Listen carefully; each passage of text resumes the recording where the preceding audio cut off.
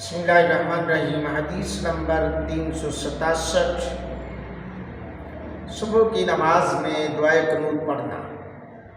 حضرت براء بن عازب رضی اللہ تعالیٰ عنہ بیان کرتے ہیں، نبی اکرم صلی اللہ علیہ وسلم صبح کی نماز میں اور مغرب کی نماز میں دعائے قنوت پڑھا کرتے تھے،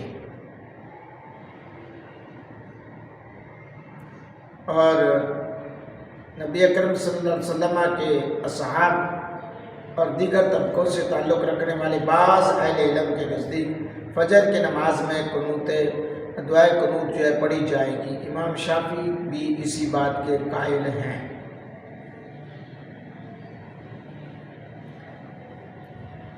تو امام احمد، امام اسحاق فرماتے ہیں فجر کی نماز میں دعائے قنوت اس وقت پڑھی جائے گی جب مسلمانوں پر کوئی آفت نازل ہو۔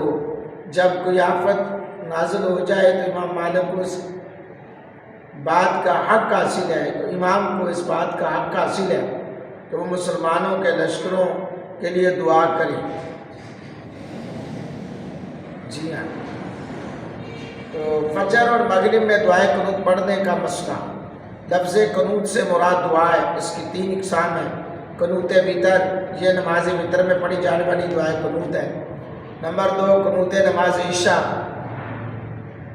نماز عشاء کے بعد پڑھی جانے والی وتروں کی آخری رکعت میں قرات کے اختتام اور رکوع جانے سے قبل پڑھی جاتی ہے۔ یہ مستقل ہے اور احناف کے نزدیک یہ واجب ہے۔ جی ہاں۔